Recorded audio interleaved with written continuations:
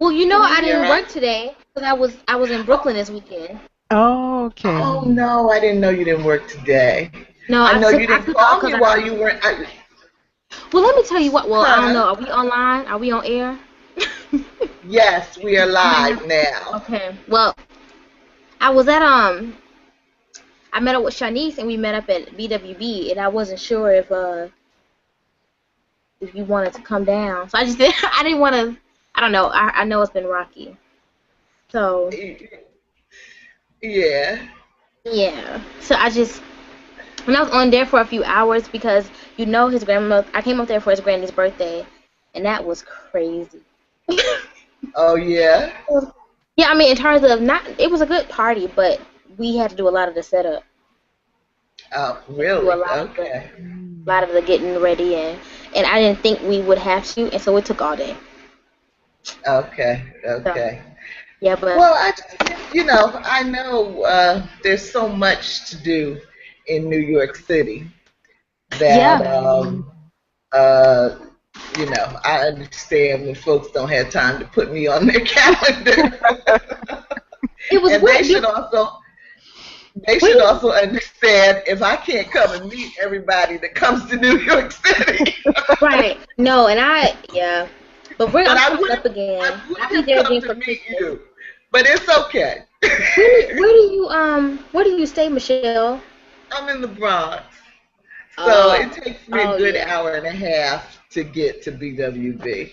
Yeah, I'm coming back up again for Christmas, and we usually stay for 2 weeks. So on that stay, I'll just come to you. Okay, I'll okay. come to you. Me and Shy will come down, and if not, she doesn't want to, I'll just catch the train to you. All right, all right. We'll figure it out. Juanita, hello. Hi. Hey, Hey. how you doing? Let Hey, me say Vinny. we have one viewer, so let me go ahead and say that welcome.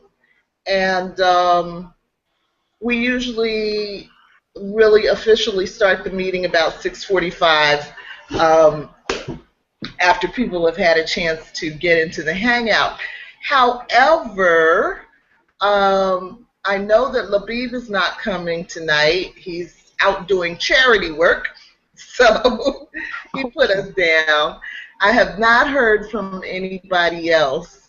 Do you know if Joel is coming tonight, No, Georgette? he won't be coming tonight. He said he'll be here next week. Okay, okay. So, it could, this is our core crew here. Um, so maybe let's just wait a couple of more minutes and then go ahead and get started because I'm not sure if anybody else is coming. Okay. Okay. Okay, okay. You look mighty quiet over there, Miss Venita. I feel like a little bit. The weather is like 10,000 degrees here, and the humidity is like 195, 50, 11%. Oof, goodness. Yeah, Yeah, it's just one, and I didn't feel very well. The lupus, started acting crazy. yeah, Yeah, yeah. but I'm here now. All And that's right. what counts. We're gonna do this. Right. Yeah, I was just so we've got 90 something degrees going on here in New York, which is about killing me. That's But crazy. Georgette was just saying they're having, major, what is it, rainstorms going on? Yeah. Hailstorms? It was Yeah. hailstorms yesterday. We're going to have some rain today. Yes. Wow. We had Yeah, we power had rain outages too. all over Connecticut. I mean, I had like 10 surges here for Hmm. 15, 20 minutes at a time because, everyone's using their air conditioning and, you know, so Yeah, yeah, so it's really been a long day, I guess. yeah. Okay, well, I've got 6:35, so let's go on and get started because we probably have a lot to talk about. Yeah. Uh, I can't, excuse me, Michelle. I had a problem with this because the questions or the summary. yeah. The font is very, very small, and I couldn't make it bigger, so I won't be able to read tonight because it's like a two font.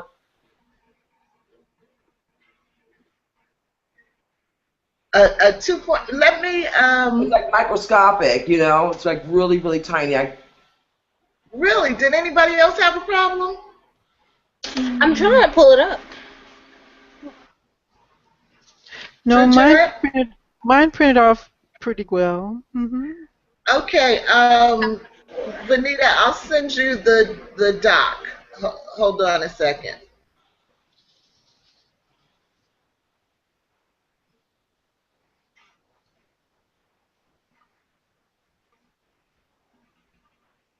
Hmm.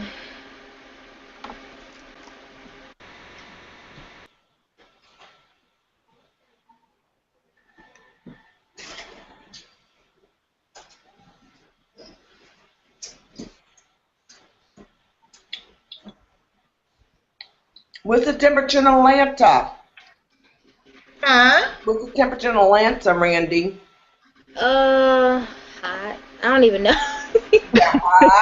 You're hot. I'm really gonna know now. That's fine. I just got back from New York. Okay. You know, right now it is actually 75 degrees. You're lying. What? Right now. It's a In cold snap. Atlanta? But it don't feel like it. I don't know. They say humidity is 99 though. Ew. Well, it's about 78% here, the humidity, but it was over 90 degrees in the north.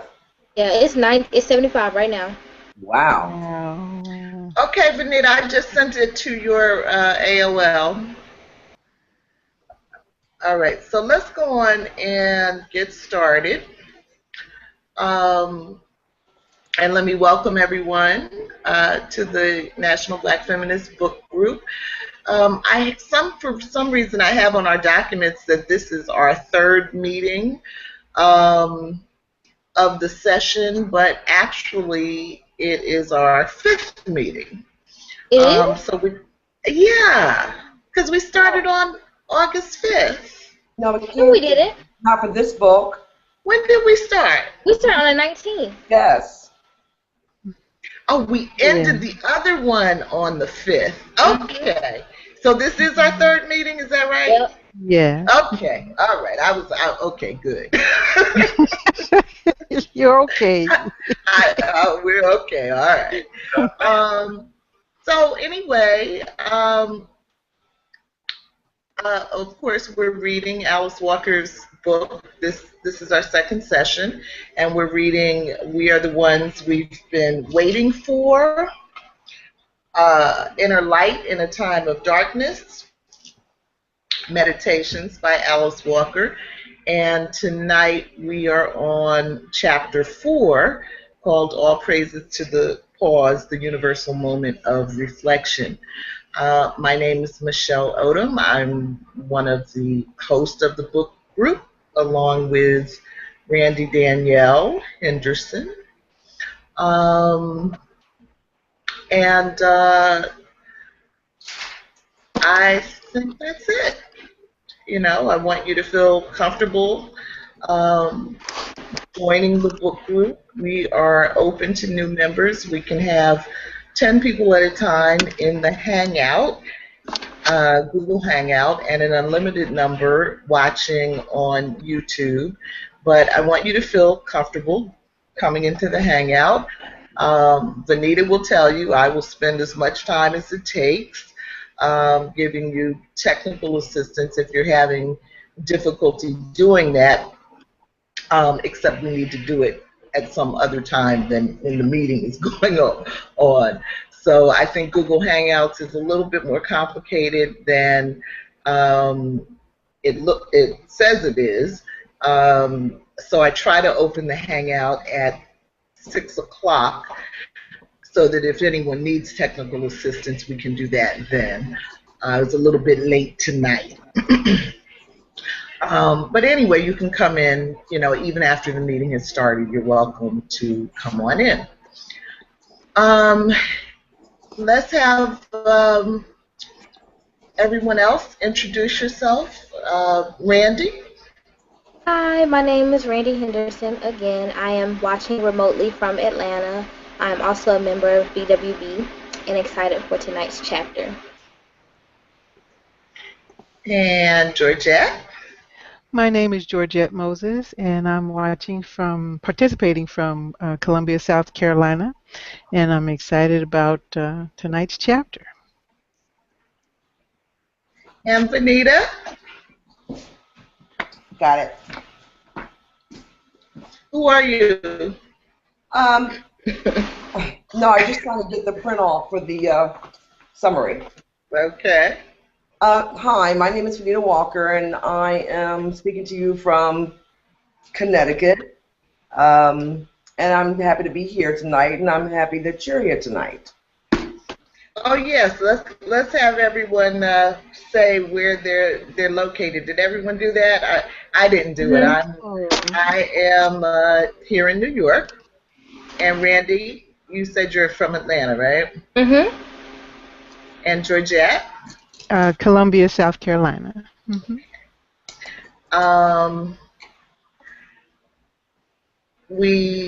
I wish we could figure out a right time that would be good for all time zones, but I'm not sure yet what that might be. So I think that mostly what we've had in the book group are people along the East Coast.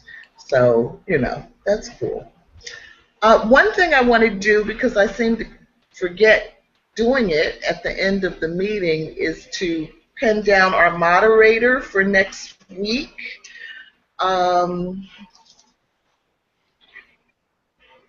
So, any takers? Randie, I think it's your turn. Okay. Has Venita gone yet? Did I ask you, Randie? Uh-oh. What if I thought it was coming. No, actually, I haven't gone yet.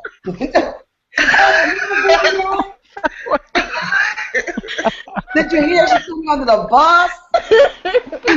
Uh-oh. I knew it was coming. I knew it. I could feel it, Rand. I could feel it. No, actually, I haven't gone yet because I don't want to. I'm not in this. When the weather's kind of warm, I'm not kind of always up to myself, and I don't want to take it on now. I'll be a cold weather girl, and not be prepared because I'm down or something. That's why I'm always afraid to take it on during our hot weather. Like, okay. I mean, any excuse better than none, Randie. Okay. I mean, Randie's gonna be like, and. Randie, can you do September 9th? Yep, I can. All right. Is it just chapter 5 or? Let me see. It is Five chapter 5 and 6. 5 and 6, of course. Yeah, and then the following week we're supposed to have Labib doing chapter 7, and then we have 3 additional weeks that we need to fill in. So if anybody wants to grab one of those 3 additional weeks right now, feel Okay, I'm free. going to go ahead and volunteer for the 30th. The chapter 11 and 12. Okay. And what's left? You got.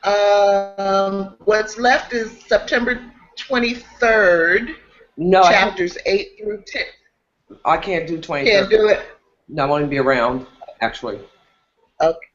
Okay. And the 30th is Georgette. So the 23rd is still open, and October 7th, which is the last chapter. October. Okay. October the 7th. You want to try October 7th, Venita? Was that a yes? Yes. All right. Yes, Randie. Yes. All right. Then maybe I'll see if Joel can do the 23rd, because he was supposed to moderate the first meeting, but he didn't get in until so late. So what chapter is that on October 7th? I'll send you. Okay. I'll send you. But Yeah, I'll send it. It's chapter 13 and 14. Okay. Yeah, but you can always look on the community page at Google Plus for the outline and schedule. All right. So okay, let's go ahead and start on chapter 4. All praises to the pause, the universal moment of reflection. Does someone want to read the summary there? Sure, Randie. I was just about to say something. Okay, Venita. Okay, summary, chapter 4. All praises to the pause, the universal moment of reflection. Know the river has its destination. Alice Walker takes us on a journey in chapter 4. All praises to the pause, the universal moment of reflection, which in the end invites our reflection on the Hopi Nation message. Know the river has its destination. The pause is a moment when life requires us to take time to reflect, like a forced timeout, when we have a rare opportunity to consider our next move and help to shape the change that is inevitable. Human beings often miss the importance and therefore waste this moment, which leads to even more disastrous consequences. She looks at the role of men and women in society, how these roles have changed over time, and the consequences to the world when we are imbalanced.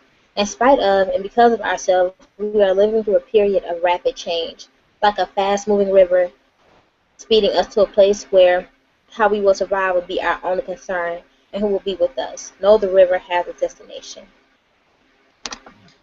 Thank you. You're welcome. Okay, can someone take that first section, points A and B, the pause? Okay, I'll read it. Okay. Walker opens chapter 4, All Praises to the Pause, the Universal Moment of Reflection, with a discussion on the 63rd hexagram of the I Ching, after completion, describing it as a time when a major transition from confusion to order has been completed. This ancient Chinese book of changes, which perceives future events by prophecy or intuition, cautions its readers, this pressing forward at the beginning is not good. It overshoots the mark and leads with certainty to loss and collapse.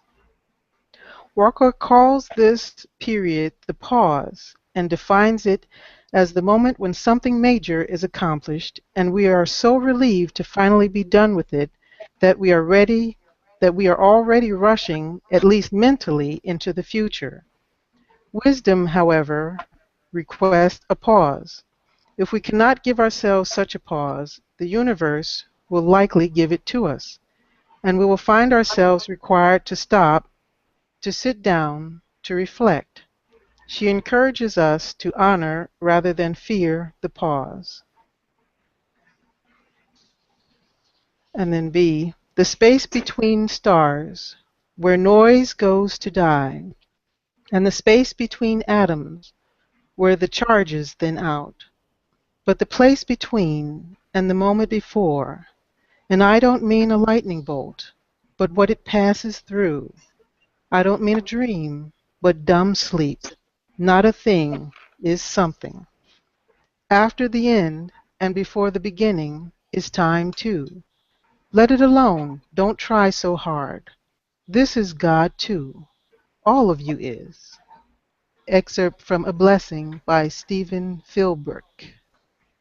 And then the question is, has the universe ever required you to pause? If so, how did it feel? How did you get through it? What did you learn?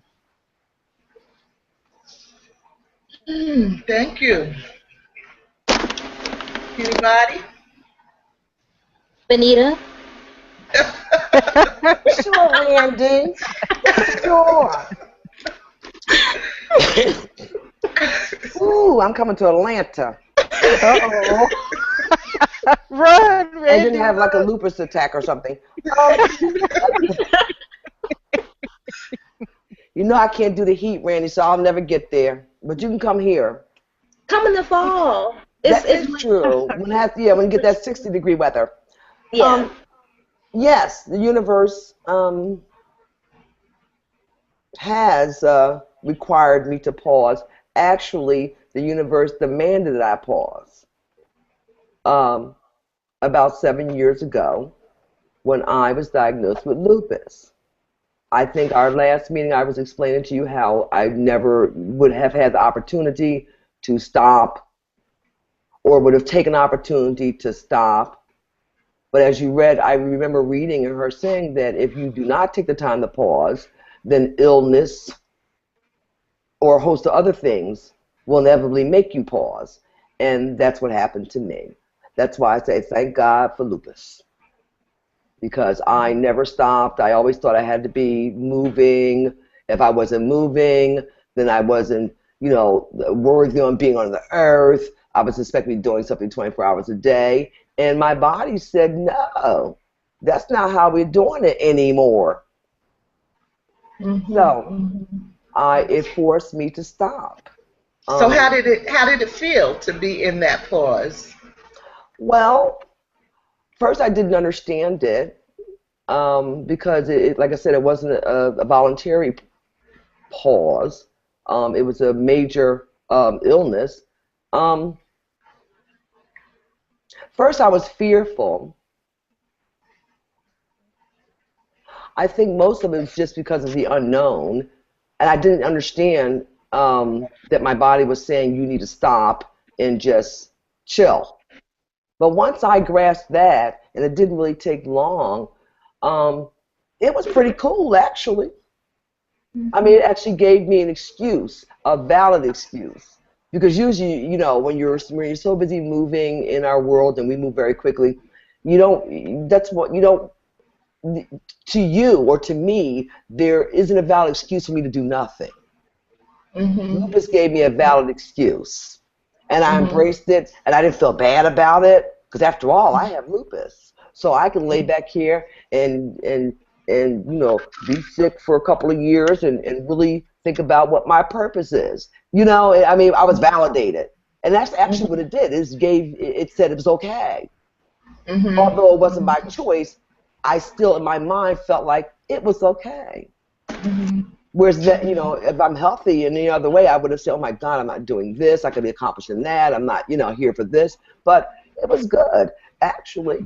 Once I felt better, I had a chance to reevaluate my life and reevaluate the people in my lives and relationships and where I wanted to be and what I wanted to do. And I would have never had that time otherwise. Or I would have taken that. Mostly, I guess, you wouldn't have had that time because you'd have found something to fill that space. So even if you did want to take that time, you wouldn't have allowed yourself to take it because you would have filled that space, which meant I didn't have time, and it's a vicious cycle, goes round and round. Yeah. So that's why that part of the chapter I read it a couple times because actually I really believe that if you do not take the pause, something will make you take a pause. And now I'm finding more and more people are actually having health issues, physical and mental health issues, because they have not taken the time to pause. You know what I'm saying? I know that's why, because we're just, our hearts are always palpitating. We're always shaking and moving and contemplating, and it's too much. Too much. Thank you. Anybody else? Randie? Michelle? All right. Let's everybody speak for themselves. I'll go after. Well, Michelle, do you not want to take that turn? No, I can go after you. This is my chapter. I could talk about this chapter all day, please. Oh. You better get your time in now, Randie. Okay. Well, mine is like we talked about last week, y'all. My grandmother's death was definitely a pause, especially because I was in Ghana. She died on Thanksgiving, but I didn't find out until the day after. And at first they weren't going to tell me. They were just going to take me home and then tell me. But they had to tell me because the airport was like, we're not about to have her on the plane.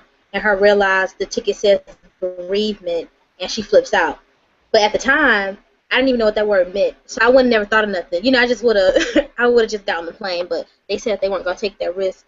So they had to tell me. And before I went, but so you know it takes a day to get back from Ghana to Atlanta at least. And so I had that whole time frame where I really couldn't do anything but like go through checking and go through customs and act normal and to get through that whole flight and then get home. Even before then, the lady, I think I said this last time, the lady who owned the place I stayed, she made me strip naked and get in the ocean, and she wouldn't let me out of the ocean till I screamed for my grandmother. And so that was, she would not, she was so crazy. I just knew she was crazy. I was like, she is crazy, but I didn't know her from nobody. I had only been there for like 2 weeks and or maybe a week, and I hadn't really got to meet her. But she found out about my grandmother, and she made me get in the ocean, and there were men outside, and I remember like covering up, and she was like, they ain't seen nothing, they've seen everything you got because they're men and they've been with women, and she just wasn't fazed by my need to just hurry up and pack and go. And she was like, we'll leave when you scream. And it really forced me to grieve, honestly, before I got home. And wow. Yeah. Wow. So yeah, that was my pause. Yeah. Fascinating. Georgette? Wow. Well, I think the most powerful pause, most recent one that's affected me the most, kind of reflects what Venita said in illness. And previously, I'm military, former military, but they really indoctrinate you to, if you're not doing something, you're not, if you're not productive, you're not successful. And so I carried that. I internalized it, and then when I became ill, I couldn't do anymore, and I couldn't work anymore. And I sat around like, okay, there's something wrong with me. And instead of taking time to deal with my illness, I was more mad at God for putting the brakes in what I thought was my career, who I thought I was. And then we're still not on good speaking terms, but that's a adult relationship. So, Well, he knows what I'm thinking anyway, so I might as well be honest, right? Yeah. That's So, right. just like Venita said, I reread this, this information here in this chapter a lot because I'm like, wow, she really verbalized things that my spirit was trying to tell me at the time that things were going on, but I was too upset, with who I thought I was supposed to be to really calm down and accept where I was supposed to be. And then just when I calmed down and then looked at the different things I was able to do for different family members, for myself mentally and spiritually and physically, then I was like, well, okay, well, maybe it wasn't so bad. Okay, I don't have to be mad at these people. I don't have to be mad at God. I don't understand what happened. But I'm going to take the best of this and just go on this different track that my life is on now. So that was my pause. And it didn't feel good at the time. yeah, It was awful. I can Yeah. imagine that. But I'm okay now. I had a lot of love, a lot of people try to slap me upside the head and say, what are you talking about? I wish I was sick and I didn't have to go to work. But, so that's how I got through it. I understand. Well, I have been on a very long, extremely long, life-defining kind of pause. It feels like to me, and I felt like this chapter was written specifically for me.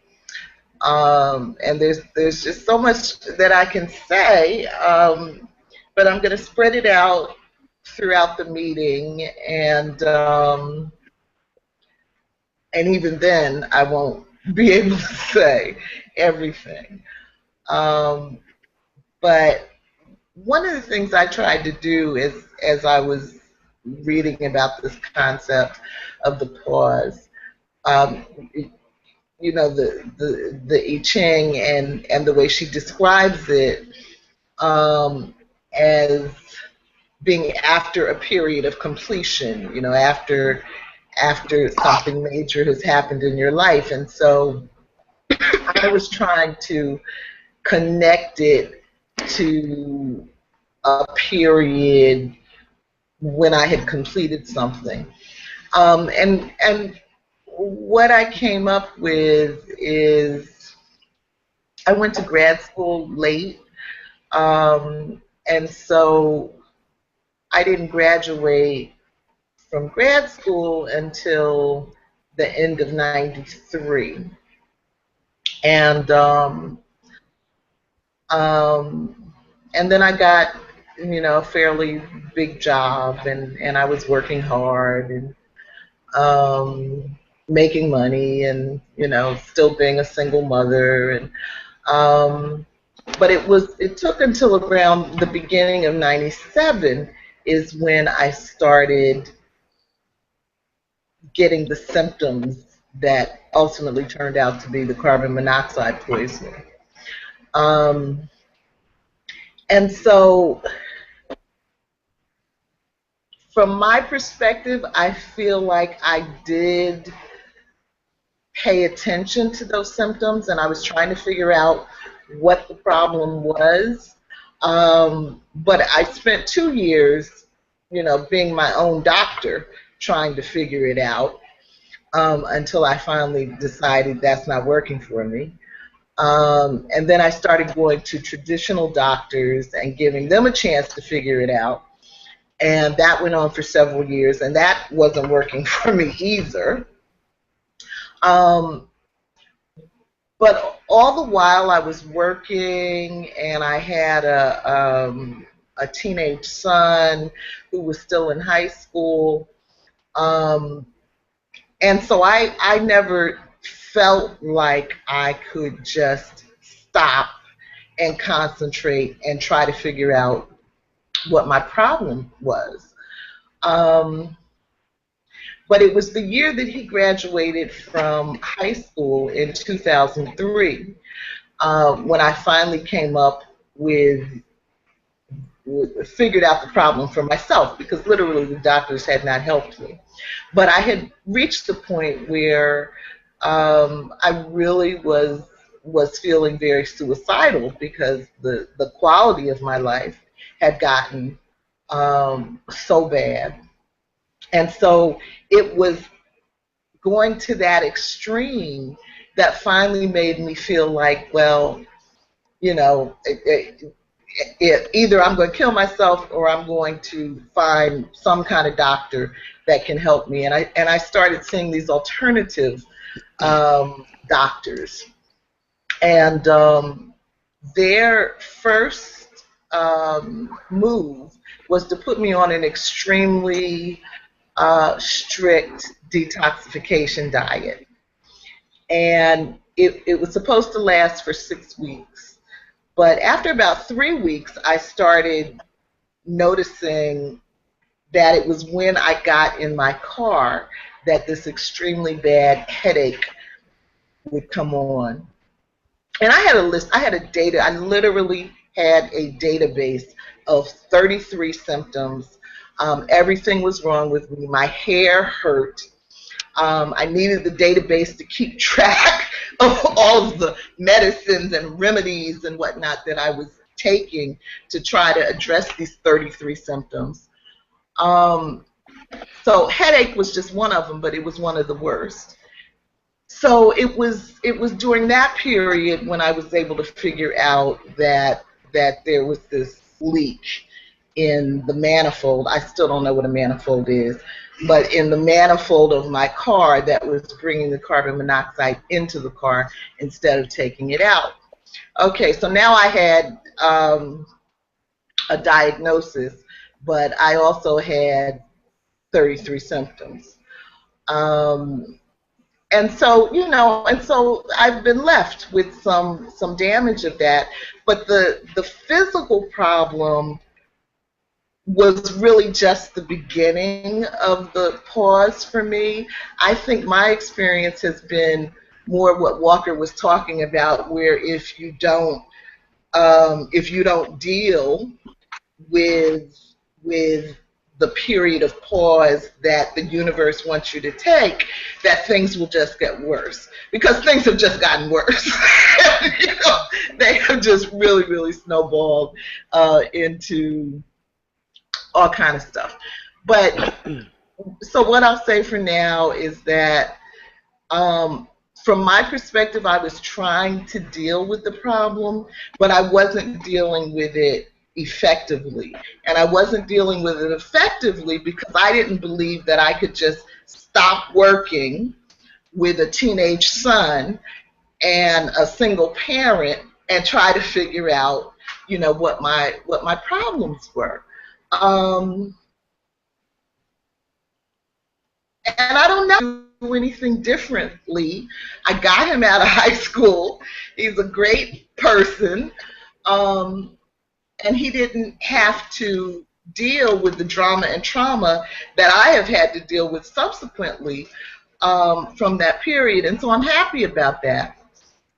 But I do wonder if I had been able to just stop in that early period when I first started to experience physical symptoms, if things would be different. So that's it for now. More to come. Okay.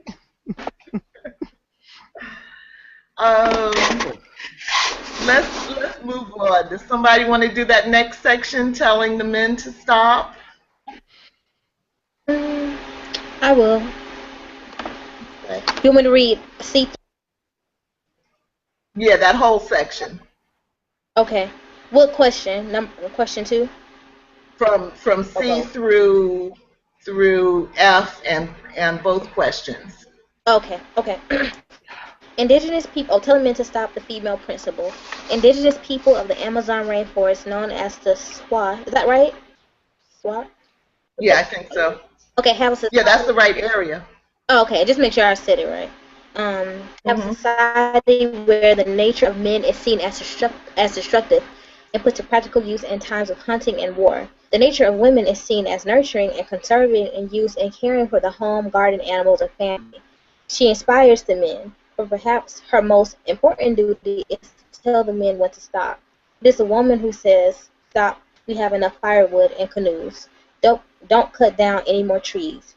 Stop, we have enough meat. Don't kill any more animals. Stop, this war is stupid and using up too many of our resources. Stop." When the Swa people of the Amazon encounter Western culture, they ask, when are the women going to say stop? When are the women and the feminine within women and men going to say stop? Asked Walker. Despite suffering with severe depression and suicidal thoughts, Walker said she is not innately given to despair. However, it has been despairing to see the ease with which women, after over 30 intense years of feminism, have chosen to erase their gender and language by calling each other and themselves guys. Looking at the role the media plays in our society, Walker recalls when we were trying to get the ERA, the Equal Rights Amendment, passed. Suddenly, the market and our television screens were flooded with the new dishwashing liquid called Era, a not-so-subtle message that equal rights for women was still associated mainly with the kitchen and a sink full of dirty dishes. We are not over when we think we are. Excerpt from My Friend Yeshi by Alice Walker. Question number 2. Do you believe the natures of men and women are different? And if so, What do you think are the consequences for humanity when the natures merge? Question number 3. If you have survived a pause in your life, how did it feel to see yourself emerge on the other side? Thank you. Mhm. Georgette, I can't keep up with those great questions that you had for us last week, but I did the best I could. I think you did just fine, Michelle. You did great. Kimberly, you're back. Is it Kimberly? It's Oh, Kim. Kim? Kim? Hi, it's Kim. Hi. Hi, everybody. hi. Hi, Hi. Kim. We're on questions 2 and 3. Anybody?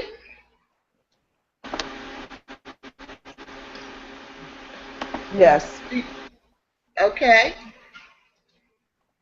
Do you believe the natures of men and women are different? And if so, what do you think are the consequences for humanity when these natures are merged?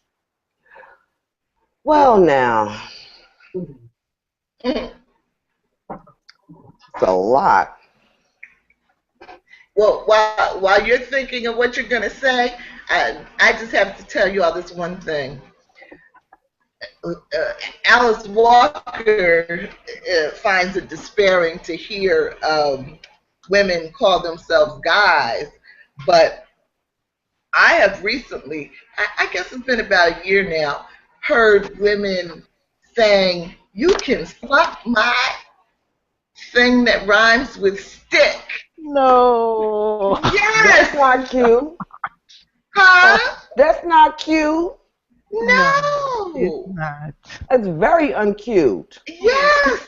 And I've heard it repeatedly now. Leah tells me women have been saying that for years. Well, I guess we've been in the hole because I guess so.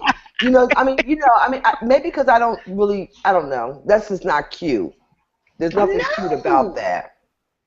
Is that generational? Is that like younger women that would say that? I'm just curious. It has been younger women that I've heard, yeah. I think there's a dignity that we're losing with each generation. Well, the generations before has been losing dignity. So Yeah. I just think that a lot of generations before, the young, I say teenagers, have not been displaying much dignity. So I don't know if they have a yardstick. Right. So I just believe that's why everybody's running around like they're crazy. Yes, I did say crazy because it's just there's no method to in the madness. It's okay to be mad. I've always told my sons that, but it still has to be a method to it. You just can't run around mad. Mm-hmm. However, back to the question, I do believe that it has affected humanity. Well, first of all, do you believe the nature of men and women is different? Certainly.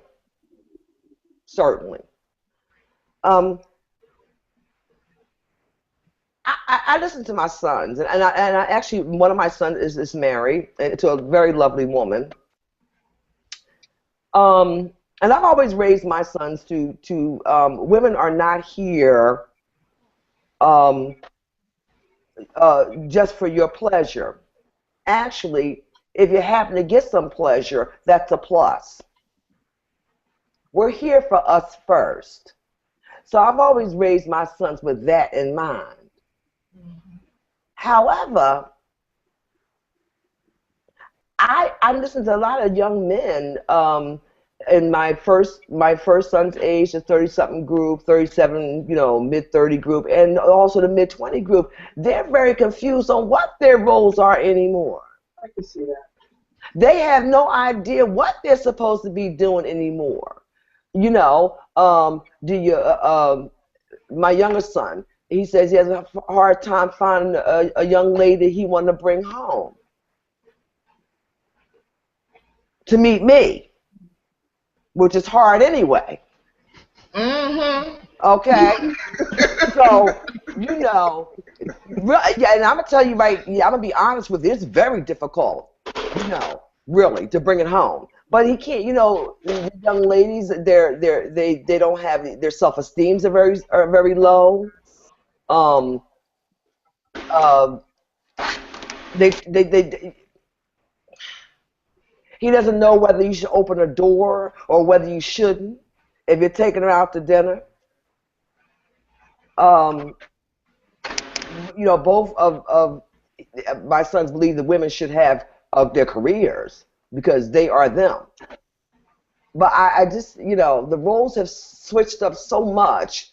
So you're saying one of the consequences is confusion. They're just confused. They don't know what they're supposed to be. Am I supposed to be the wife in a relationship? Am I supposed to be the man or the woman? Or what you want me to do now? I mean, you know, I am feminine. I like all this. Although we have the opportunities to do whatever we want to do, I see no reason for me to climb that utility pole. But that's just me. You know what I'm saying? That's just me. You know, and I'm out there. Huh? You know, I've never understood all this confusion, which has really been prevalent even since we were young women. Yes. And you know, approaching adulthood during the early days of feminism. I've never understood the confusion. To me, the confusion is related to trying to paint women into particular roles.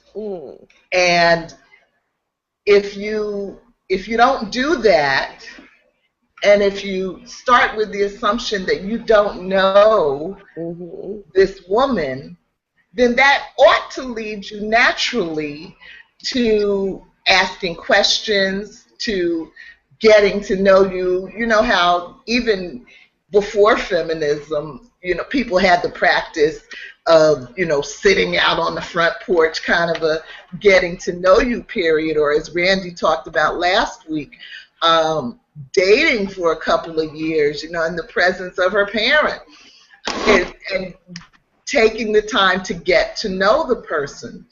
And so to me, that's what we have lost. We make assumptions that because you're a female or even because you're a male, you're supposed to be this or you're supposed to be that. And then we get confused when you don't live up to the label that I'm trying to put on you. So to me, if you want to know whether or not to open the door, ask me if I like to have the door open for me or not. And then you'll know what I like. But if you start with the attitude that you're going to know all women because all women are the same or all men are the same, then to me you're already way off mark and you're going to be confused. Well, I think listening to my younger son Clinton, I wish he was here right about now, which he's not, as usual. First, you have to find a woman that knows what open the door mean, or knows how to read and write and speak English first. Well, there's that.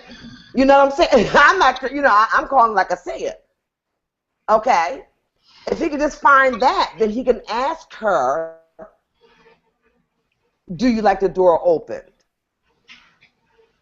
But you can't find one, and I'm gonna be honest with you. Well, Randie can read and write and speak English. Yeah, but yeah. Who? Me? Randie. But Randie's already taken. I already had her. I already had her. Yes, and I know that she's taken. What I'm saying is, I think it's unfair to paint all young people with a single brush. Well, to paint women with a single brush. To paint all men with a single brush. To paint all anybody. I think there are still some Randies in the world. Well, you know what? But you have to take the time to get to know people to know if you're a Randie or you're a Sandy. Yeah, no, I'm not. I personally am not doing that. I'm going by what he's telling me. it, in college, he went to college, and you find it's I need to really have him here to tell you what his experiences are. These aren't my experiences. These are his experiences. You know what I'm saying? So it's hard for me to Randie, what would you say? Let's hear what Randie has to say. To what Venita's saying? Yeah. Dealing with, and Venita, you can answer this too. With the lack of availability of respectable young women.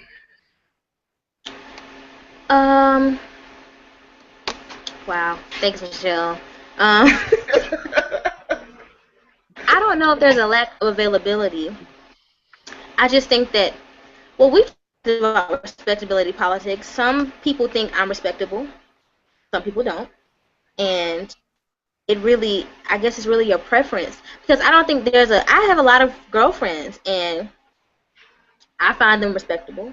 And a lot of them are single, so I'm not so in that sense, we're confused about really what do men want. Like I said this last week, you want the hoe, so that you can get it out and, be a man, but you don't want to marry her.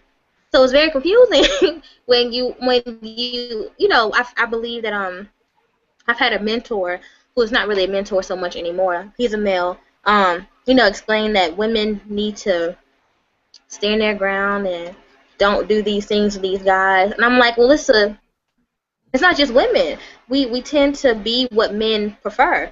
And if men are looking for a girl to have sex with, and you really want, like, it takes two to have sex. It takes two to, to tango. So I can't have sex by myself if I see a man who wants it. Like, I just find that the blaming the girl doesn't really make sense, because they're probably that standard is probably as old as time.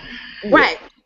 Like, there probably wouldn't be any hoes, I put that in quotes, if they like together. And I have these double standards about what wife material is like. You want her to be freaky in bed, but like a lady in the street. But what does that mean? So the confusion, I believe, is real. It's also very real on our part. And I believe that Venita believes that her son is also respectable. However, there aren't many like him if he is, I don't think nobody knows the other exists. That's what it sounds like. Well, he's a red-blooded male. That's sure. Now, I can't tell you what kind of dignity he's getting out there. I'm just saying, at this point in his life, he's done college. He really doesn't want to date the back it up bitch type, which is what he found a lot. That's him saying what he found a lot in college. He wants to date a young lady, one that you can conversate with, share, a similar interest, find out where her interests are, find out what your, that's the problem he says he's running into.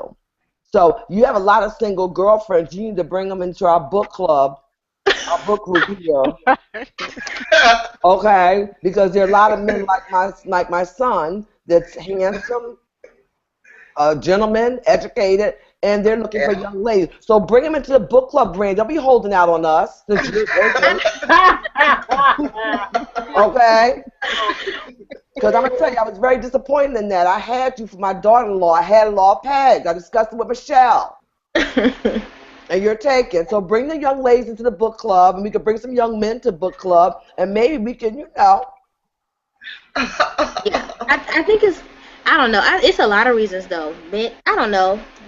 We talked about this, too, when we read the last book. There are a lot of men who aren't really checking for black women right now, or women of color. And that's who my friends are. They've been blindsided about the exotification of white women, and they've been exoticized, too. So that's where a lot of the men I know that are where they at. They still in college, still trying to be a man. Because are you really a man if you can't be with a white woman? So right now they're trying to find their manhood with them. So that's just. This is too bad. It's too much. Okay. Georgette or Kim? Yes. Well, I just find the conversation to be so huge. So it's hard to pick one issue to discuss about it. And I did feel a little bit of resentment that we're talking about dating as if only young people date, because I date, and so I'm saying to myself, well, that's a conversation to have too. That we can invite some 40+ men to the line too. Don't just invite these. Oh no, girl, no. You can invite them all. Yes. That's right.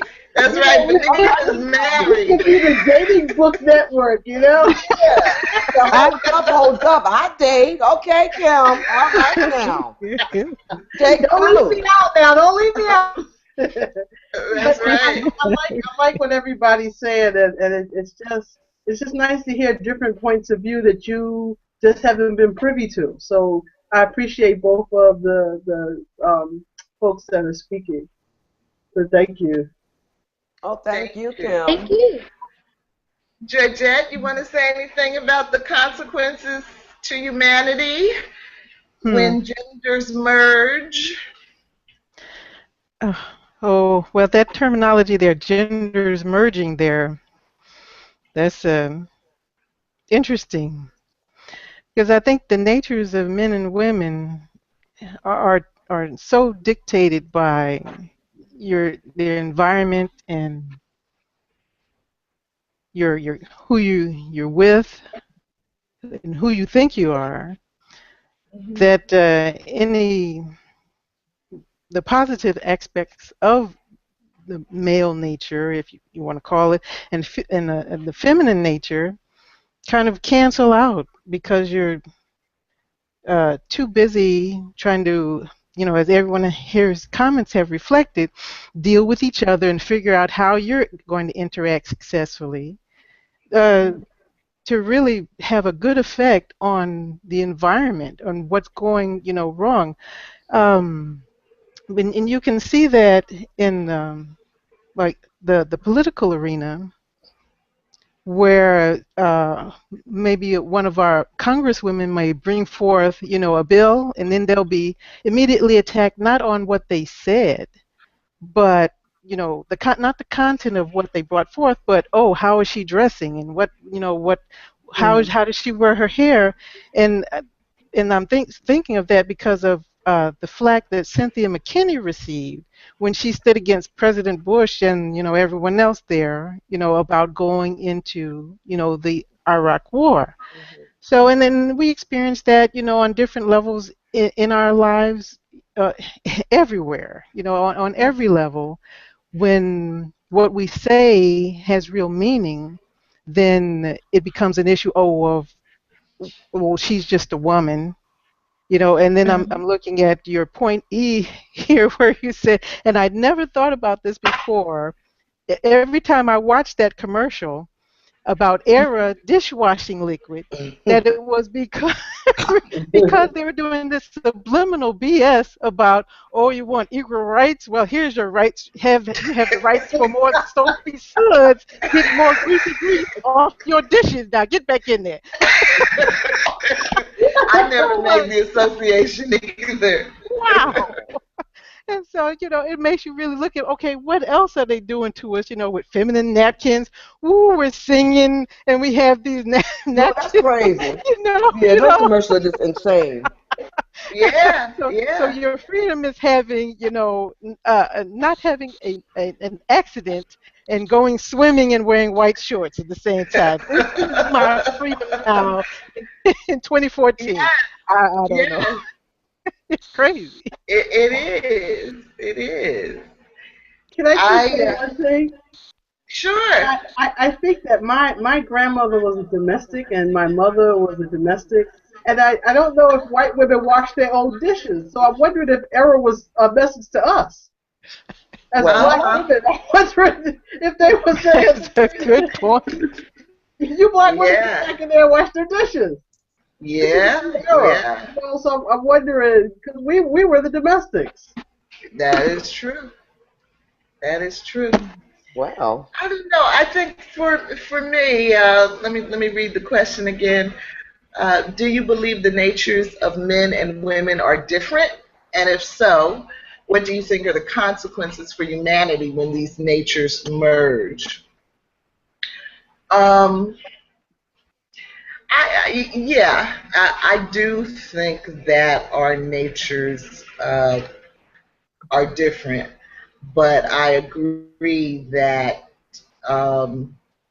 they are very much influenced by culture, by nurture, um, and so so I think it's a huge um, consequence for humanity when either um, nature is suppressed. Human beings have evolved over a long time, and um, our natures, our physical appearances, um, all of that are responsive to the environment. Um, like our big African noses, um, um, helped us to get more air in a dusty, dry climate. Um, we don't even know all the reasons um, that nature has made us the way that it has. Um, but I think when we try too hard to force gender roles onto people, then it pushes them to push back um, in order to be able to establish for themselves who they want to be. And so I think these last few decades, what we've been seeing is the pushback. Women saying, no, I'm not this, I'm not that. I don't have a special love for dishwashing or taking care of babies, for that matter. Um, Again, we're individuals as much as a nature. But when there's no feminine, I would say, or masculine principle um, in the world, and as females, we have a masculine side, and as men, they have a feminine side. So I'm really just talking about the energies, which are described well in what Alice Walker shared about the SWA people, of men tending to be destructive and women tending to be nurturing or creative. And we see that a lot operating in the world. So what I saw in the early, I'd say the late 70s, 80s, as women were really owning this move into feminism, was a lot of women who seemed to feel that they had to be more manly than men in order to get the equality that we were seeking. Take a Hillary Clinton, for example. Hillary's got bigger balls than anybody you can name. And she is out of that era of when you pretty much had to be that way if you were not going to be trampled over. But I do think that we went too far over the line. For instance, I personally have low tolerance for weak men. I'm like you to say, man up. Yeah. Yeah. That's me. I might even say to a woman, man up. That's because we need some of that masculine principle in effect, just like we need some of that feminine principle in effect.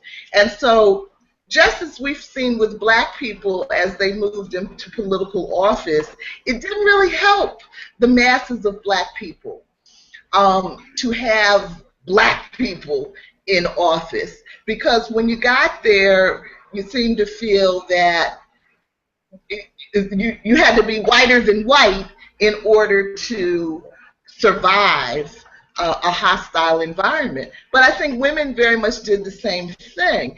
It doesn't really help to have a female who's the boss or who's the politician, because she is just as likely as any man to be willing to oppress you in some ways.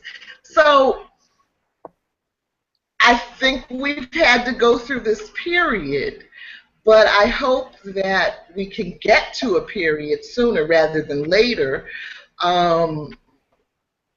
where people can feel free being authentic.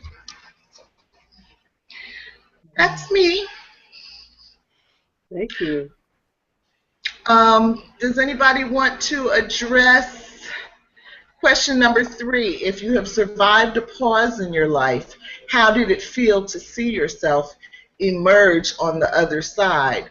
And I'll say I'm asking that question because I want to know, Venita, because I don't feel like I've come out on the other side. So I want to know how it feels. I'm feeling it. It feels You feel fabulous. it? Oh, I'm embracing it. This is good for me. I'm able to give, but I should say, as I always have, but coming on the other side, I'm able to save some for me. That's the difference. Mm-hmm. Before, I didn't save any for me. Mm-hmm. It was my job to elevate everyone around me. It wasn't my job to expect any elevation. Now it's this. I told you, this is liberating. Yes means yes. No means no. I have a clear vision of what I expect of myself, opposed to what other people expect of me, which I don't really care what they expect of me at all. I hate to say that, but I really don't.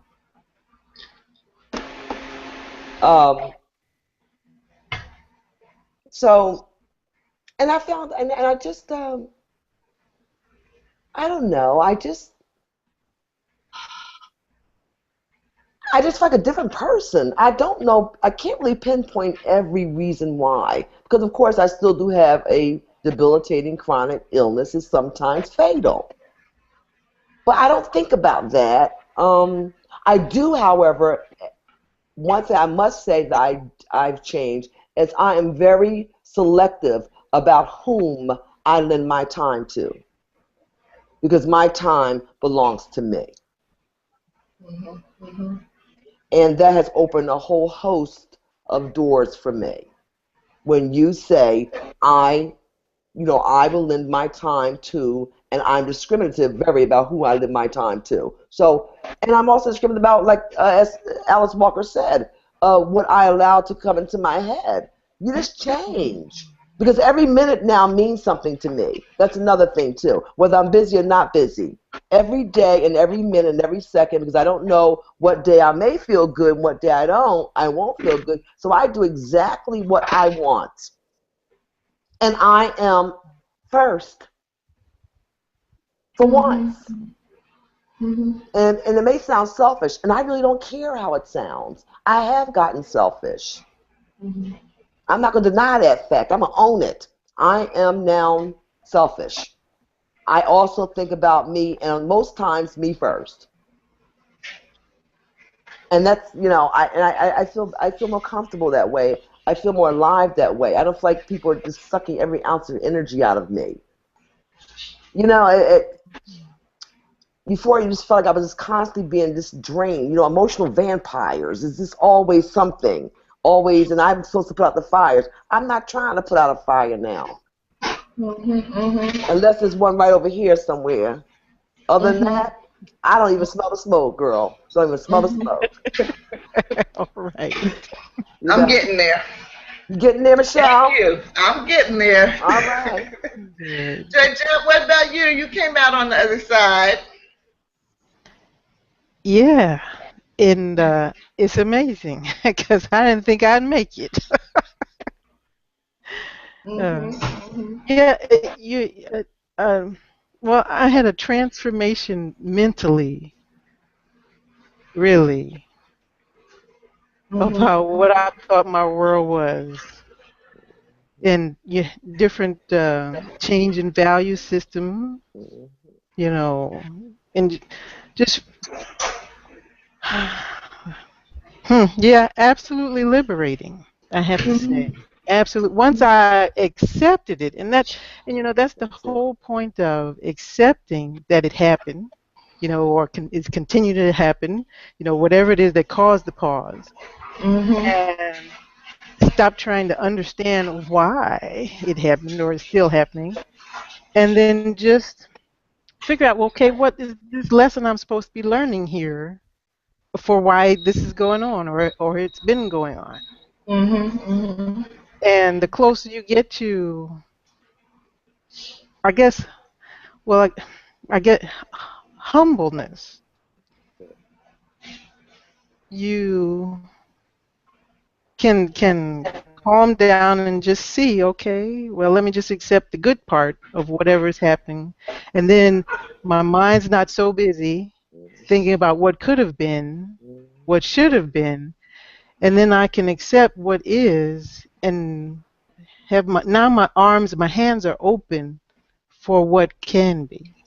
So, now I can be used, if before I was all about, well, what needed to be done. Okay, am I at work? Okay, everybody else is at work. Okay, now I need to stay later because there's a problem.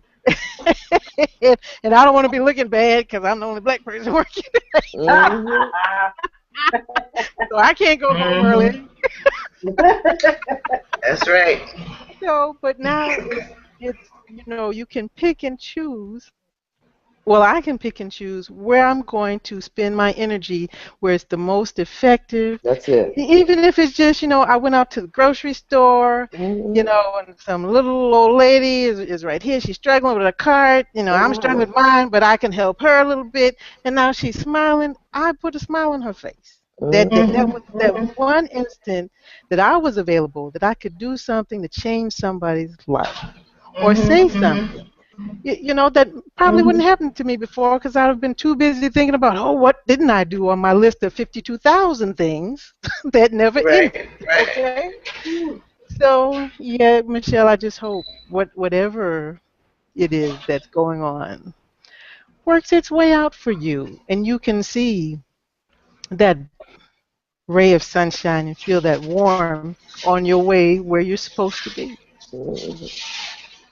Thank you. And it's working out. It's working out. It's taken a long time, but it is. All right. Okay. Does somebody want to read Equality for All in All Ways? Points G and H.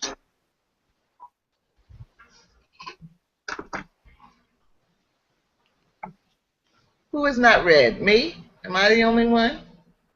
No. Well, I'm going to call Kim out. Kim. Okay. We're calling people out tonight, Kim. Gosh. Okay. Well, then I guess I'll have to read. Somebody said it's your turn. Okay. You know what, Kim? Is it possible for you to adjust your screen? I don't know if it needs to go back or forward so that we can see your whole face, because what I've learned is all these little faces at the bottom, they stay on top even after the video is done, and then we don't get your whole pretty face. Oh, you don't see all of my face? Yeah, girl. No. Oh, I didn't want you to see my top. Perfect. Uh-oh. Okay, perfect. So now let me find that. Let's go back to the handout. Okay, G, equality for all in all ways. This is the vision most in danger of becoming extinct in our time. That what we enjoy and want for ourselves is possible for all. That this is the reality we must work towards. Writers perfect, the art of doing nothing so beautifully. Excerpt from The Writer's Life by Alice Walker. H, I have learned to enjoy watching my empty mind, wrote Walker, and asked us to contemplate our own minds. What is in it? She asked. What is it? What is in it that you wish were not? Number 4. When you take the time to contemplate what is in your mind, do you find that what you want for yourself, you also want for others? If so, what do you tell yourself about why others cannot have what you have? And 5, do you think black people or economically poor people have a greater capacity to want for others than we want for ourselves, than other people? If so, why do you think we, black or poor people, are this way? Or not, why, why not? Thank you. Oh, sure. Anybody?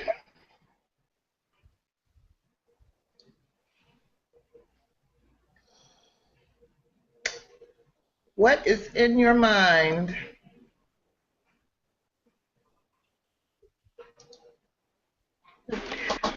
Well, I guess I'll say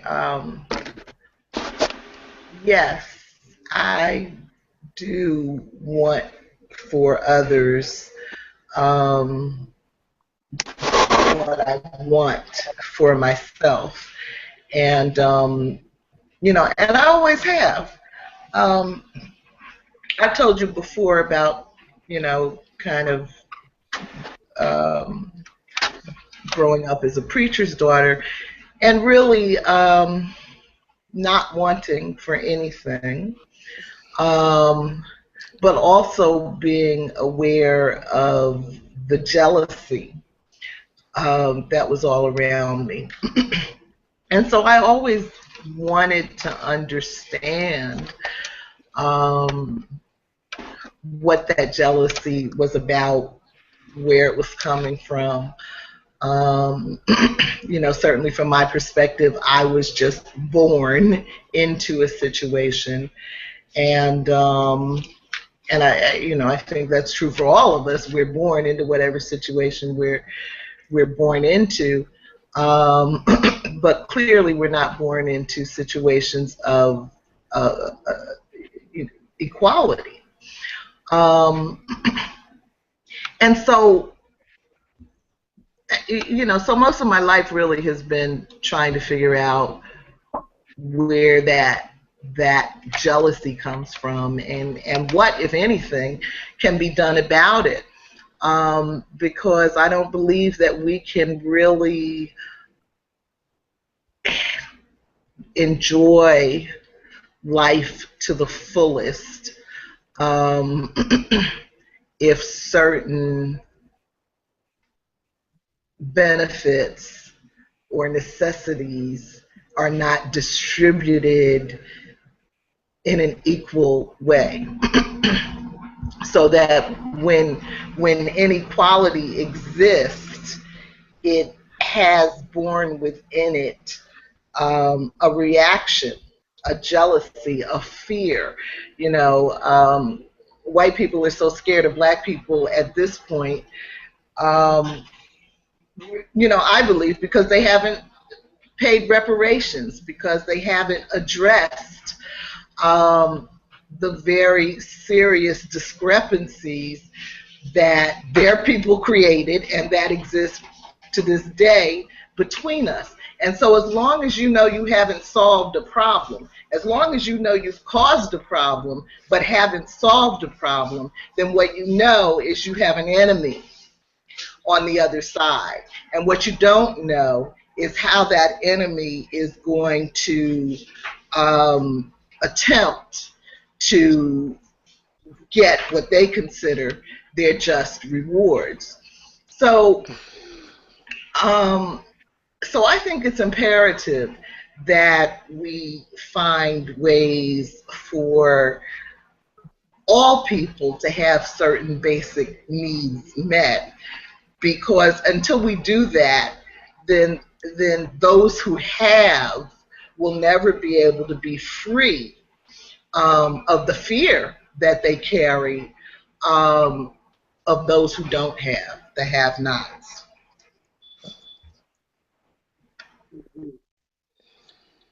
Yes. Anybody else?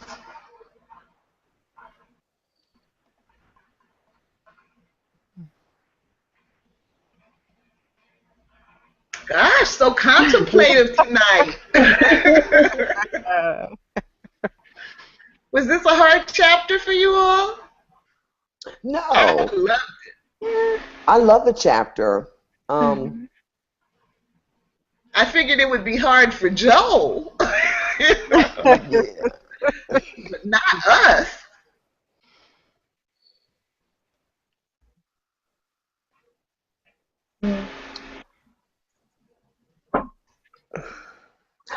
I don't know. Do you want First for of all, others what you want for yourself? I want for others sometimes, to be honest with you, more than I want for myself.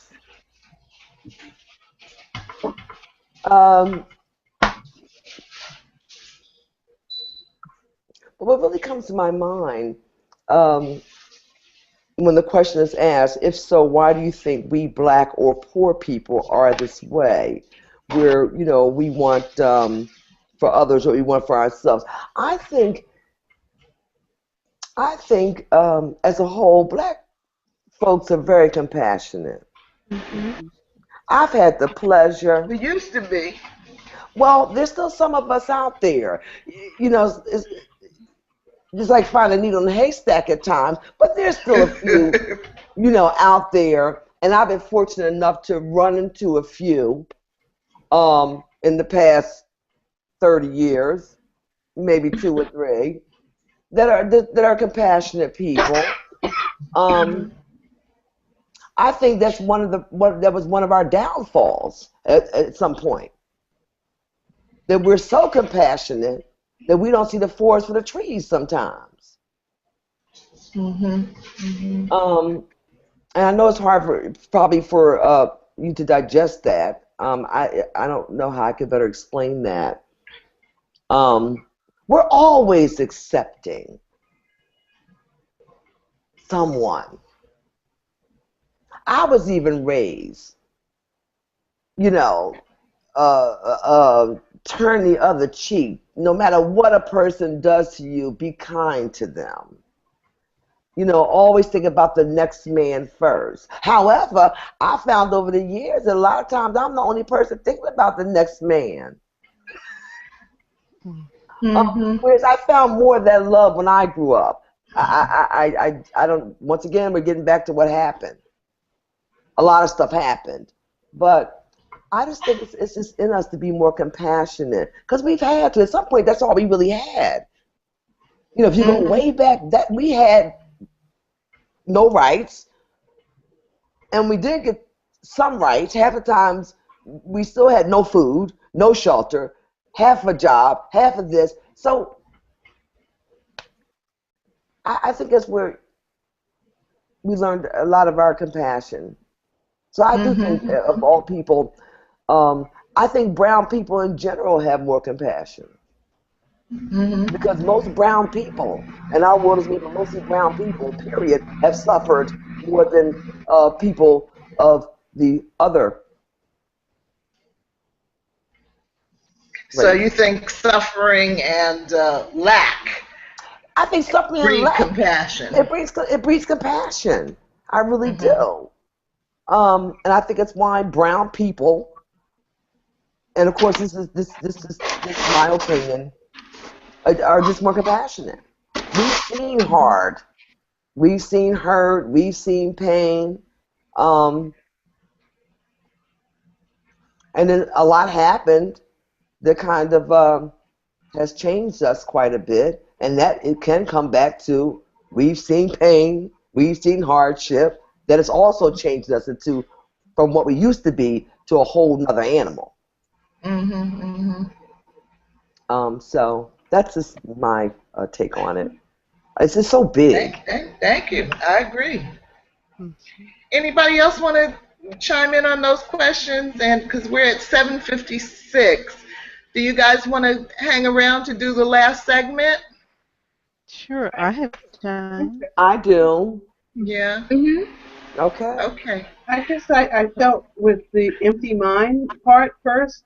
Mhm. It's so hard for me to empty my mind. My mind is always spinning, and it's always thinking of two or three things at once. So even just sitting here, it's hard for me not to get up and tidy up and do stuff and just sit and listen.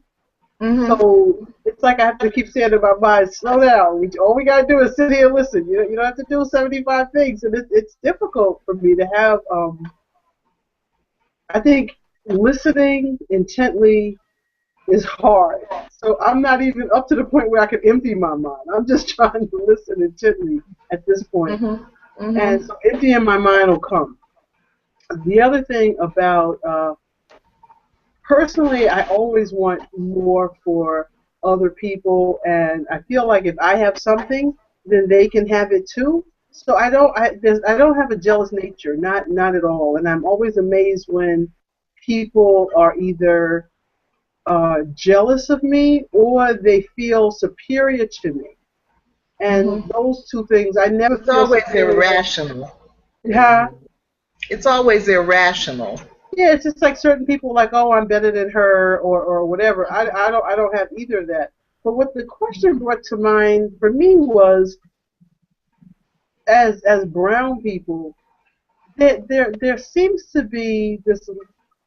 I don't even know how to put it, but I don't know in terms of being competitive. Like if you see somebody take over something, then you Mhm. say to yourself, I'm going to take over that too, and I'm going to do that too. That I don't see. I don't see us saying, well, we can build a Wall Street, and let's build our own Israel. That I don't see. That when we see some other group being successful at something huge, and I mean big, um, I don't see as a community coming together and say, let's do that too. Mhm. We want Mhm. for ourselves exactly what that other community wanted for themselves. Let's go get that. So I don't know where that's going, and I don't Well, mean like it as an like I insult said, to us. I don't. It's just an yeah, observation that I was having. So those are my yeah. comments. Thank you. I Hmm. mean, I think like I said, jealousy tends to always be irrational, and if you were thinking rationally, then instead of being jealous, you'd be thinking about how you can do the thing it is that you admire, or the thing it is that you wish you had for yourself. Um, but anyway, as a people, we're not there. So hopefully we're getting there. Let me go ahead and read this last segment called "Inevitable Change in a World of Uncertainty." Know the river has its destination. Walker shared this message from the elders of the Hopi Nation of Arabia, Arizona. I don't know if I'm pronouncing that right. Know the river has its destination. There is a river flowing now very fast. It is so great and swift that there are those who will be afraid. They will try to hold on to the shore. They will feel they are being torn apart, and they will suffer greatly. Know the river has its destination. Walker warns this is a time when many will find, to their astonishment perhaps, that we are seeing the world through a single eye. Race will no longer matter, or sex, or gender, or orientation of any description. How we will survive will be our only concern, and who will be with us. Question 6.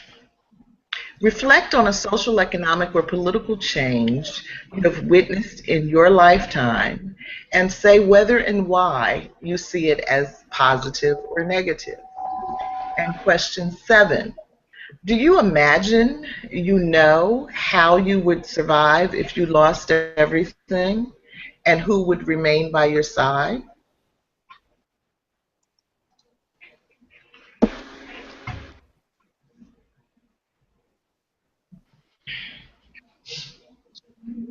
Well, those are two Anybody? tough questions, Michelle. I don't know what you're talking about. You did good this week.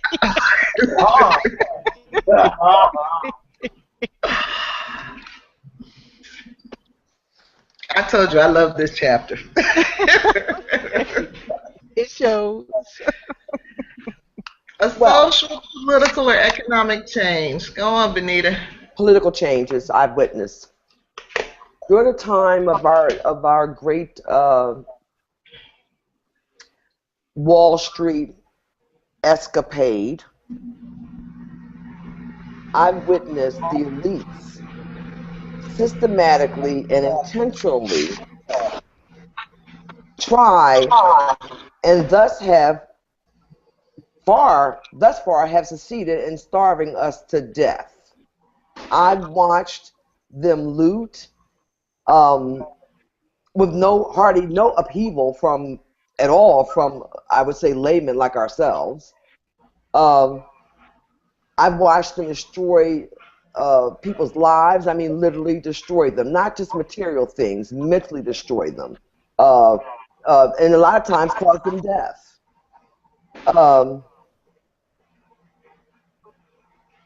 She mentioned, I think it was on page 90 or page 79, the lone wolf, a system that feeds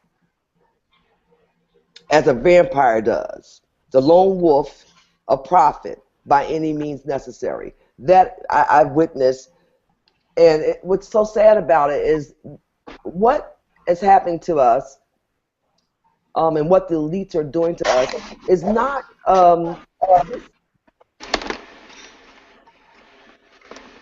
What's happening now has been planned for a long time. This isn't incidental. This has been planned for a long time to get us where we are, where we deem like we're hopeless and helpless and we can't do anything. And that alone has just devastated us in the last, I'd say, 15 years, 20 years. It's just so sad. So politically, I've seen so many things happen.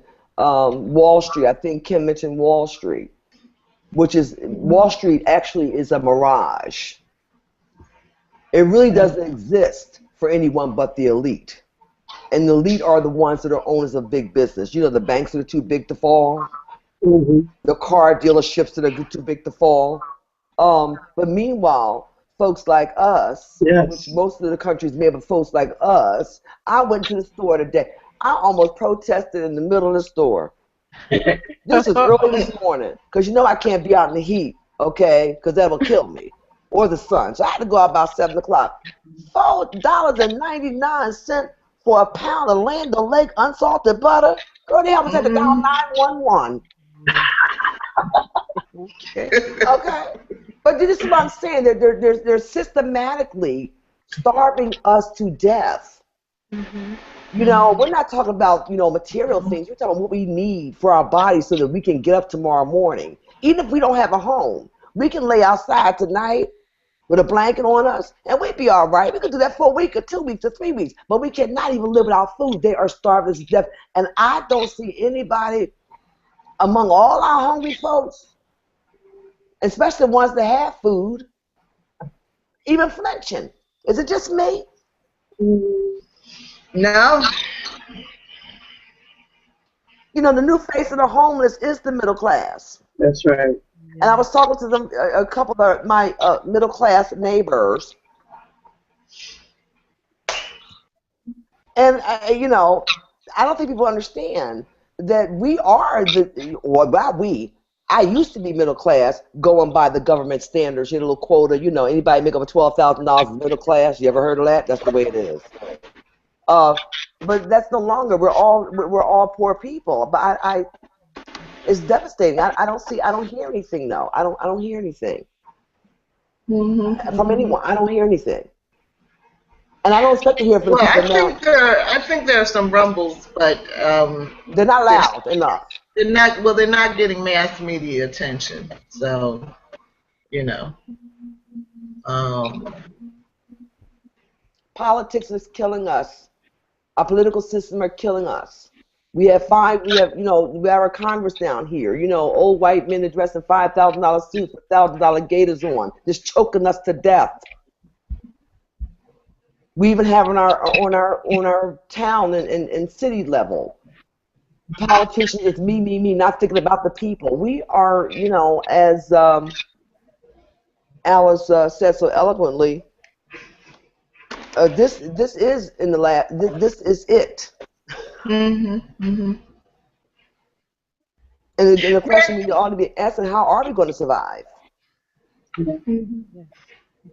How? That's a great question. Any jealousy and hatred we feel in our heart, you better get rid of it quick, because we might be all living together in a few minutes. That's right. No, I'm serious. I mean, I never understood. Michelle and I've been friends for 40-something years. I've never understood jealousy and hatred because, I just don't even know where you get it from. That's another thing to me is it's like, it's real, but it's not real. It's not even like, who thinks of it?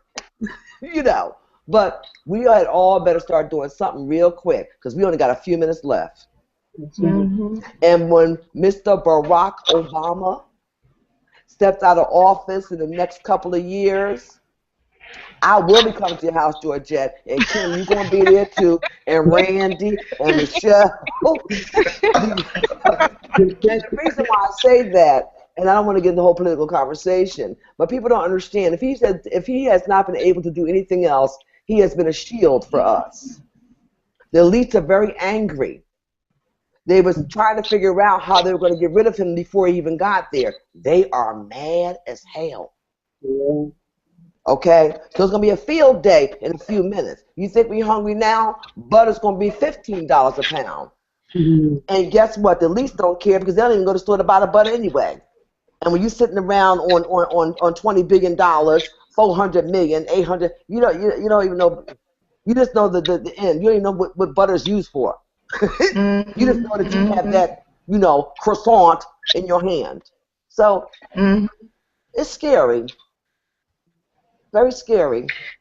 Absolutely. We should be very afraid. We should be afraid. We should be very afraid. Afraid enough it has to be, as Michelle said, it's rumbling, but it's not loud enough. I guess people aren't hungry enough yet. Yes. Or cold enough yet. I don't know, Kim. Anybody else? I guess the thing that touches my heart so much politically is in a lot of our communities, a lot of the cities is where we live. And in terms of real estate, the developers are here and the price of real estate is doubled and tripled. And a lot of our seniors who work real hard to get their homes are now house poor. And it's easy to kind of pick them off because if the house next door to theirs goes for $1 million, their taxes go up. That's and their water bill go up. So if they're on a fixed income, they can no longer afford to live in a house that it took them their entire lifetime to acquire. And they thought they would live in the house peacefully. And I just think I see it in city after city after city that you have, these hipsters coming in and just taking over. And like the street that I live on, the African Americans and people of color are forced to move off. And so now it's this dynamic between middle class poor, like myself, and the rich, and I mean super rich. Yeah. So I think politically, it uproots communities. I remember in my own community, my daughter, she could go to the bodega on the corner. We had she could go in there and buy anything she wanted, and then they would settle up with me. Yeah. You know what I'm saying? So if she ever needed a stick of butter, yeah, just go get the butter. It wasn't a big thing. I think, the Hispanic community, the African American community, we all knew that one hand washes the other and both hands wash the face. But now it's this whole other thing where like you said, what happens? What happens? I'm fearful. I have to say, I can be very fearful of living in a community where if you don't have enough money to buy a $20 dinner, there's nothing you can do. I mean, now, my daughter and I, we used to eat out all the time. There's the Chinese place, the Jamaican patty place. Now, we have to cook. So I just feel like my community has moved, even though I didn't move. So I really feel like a gypsy. And so I know economically we are being scattered around down south. And I think economically, every time you're uprooted like this, it's damaging. I think it's damaging because you lose connections. Where do you live? I'm in Brooklyn. Okay. In New York. So that's pretty much. And then if I ever lost everything, who would take care of me? I don't even want to think about that. I really don't want to think about that because I can see myself. Oh my God! I don't know, sharing my sister's couch or something. And then they say, well, we gotta watch TV, so you gotta stay up until we're ready to go to sleep. I don't know. I don't look forward to that. So yeah, that's my thought on both of those. That part doesn't scare me, sharing a couch or sharing a house. What I'm fearful of is that most folks are in the same situation. There may not be a couch to share. That's my fear. Because, I mean, now, before, economically, everybody, he was all right. You work every day. You was okay. But now, I'm hearing people, who are you going to shit? Half of them are losing their jobs. Half of them are looking for a place to stay. They're trying to keep their head above water. They're becoming homeless. That may not be a couch count. That's what I'm afraid of. I can do the couch if I have to. Let me just have my delusion of the couch. I may not be able to sleep. You keep it up. And you hear Kim here. Kim, we gotta get a laugh. Kim said, and they might want to cut the TV off and say, I gotta. I'm going to have to strip you of your delusion, Kim. Sorry. You made me smile, Kim. But there is something that I want to tell you all, but I want to say first that I don't want to scare you too much. So don't be afraid. My situation is very unique. And the other thing is, please don't try to help me. Do not send me private messages asking if there's anything that you can do to help. There is not. But I am currently homeless and have been so for a couple of years, depending on how you count it.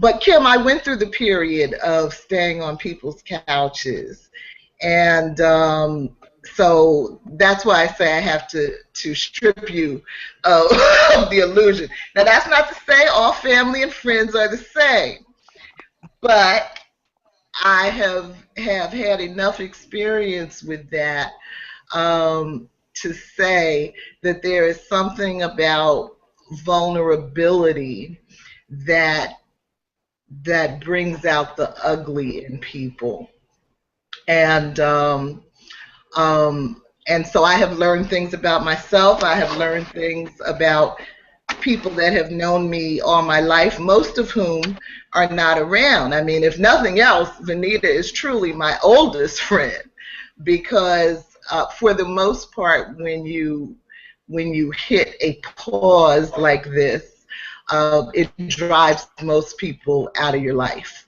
And so you learn things about yourself and you learn things about them that you really couldn't learn probably any other way. I've learned things about my family and friends that I don't think they knew, because there's something about the situation that reveals the true character of people.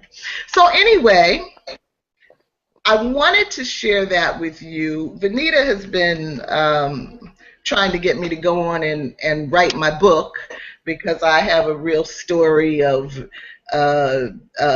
what is it, from relative wealth to relative poverty. But I don't think I'm ready to do that, Venita, because I don't feel, I'm not on the other side. I'm not really ready to be reflective about it while I am experiencing still so much of it. But I'm okay. You know, I'm in an okay place right now, and I've been learning to accept it, Georgette, and that has made it easier. Um, but I wanted to share it with you because one thing I know, you know, like Randie talked about being violated last week, and I was so proud of you for that, Randie, because what I learned with my own experience with sexual abuse is that shame robs us of our power. And when you can speak it, when you can speak the thing that you're supposed to be ashamed of, it gives you a power. And so there are some people that have known, you know, because my situation has, like I said, it's very unique. It started with health. It's snowballed into a financial problem, became a spiritual problem, became a combination of all three. And, you know, um, um, but I know that poverty is something that you're supposed to be ashamed of. You're not supposed to speak up about it, Venita. You're not supposed to fight back about it because you're supposed to be ashamed and you are supposed to experience it as your individual failure and your personal weakness. And I simply will not allow that shame to hobble me in that way because I don't take it personally. Which is not to say I have not been a factor in it. But we have really lived through the worst economy of my lifetime. That's what I'm our saying. lifetime, most of us here. And not only that, um, uh, it has not affected us all in the same way or at the same pace, which means that it's very difficult for people to understand something that they're not experiencing. That's what I'm saying. And so I've come to understand that. I've come to understand that people that have been on the same job for 15, 20, 30 years don't understand that this is a new day, that this is a new economy, and that the things that worked for us 20, 30 years ago don't work today, and that we have to be prepared to do things differently. And so I couldn't really share all of the wisdom that has come out of this experience unless I was able to talk to you all in truth. And so that's why I'm sharing this. But like I said, do not send me any messages asking if you can help, because for the most part, you know, I've experienced extreme cruelty, but I've also experienced extreme generosity and the kindness of strangers during this period. But on balance, I have to say that the help has been killing me. So, so thanks, but no thanks. So that's all I'm going to say about it tonight. But I'm sure as we go on, Alice Walker is going to insist that I say more. Indeed. Thank you, Michelle. Anybody? Thank you for sharing. Well, Can I just say one thing? I just Sure. feel first thank you so much for your honesty and your integrity. I just think that is just so wonderful. But it for me, my eyes are open and I just see us struggling. I just see, even within my own family, there's someone who's moving into a homeless shelter, and it's something where I just see it everywhere, and I'm looking for work, and I'm finding that I'm looking for jobs that pay like 70% less than what I had made. 70%, that's what's being offered, and so I definitely understand. I have no illusions that things are going well for the majority of us, and I just appreciate place where you can just be honest about that. It's rough, especially when you can look at 4 or 5 different people in your own family and kind of see that they're teetering on disaster, completely going under. You see it. Unless your eyes are just so stuck on your stupid, you see it. Thank you again. Thank you. Anybody else?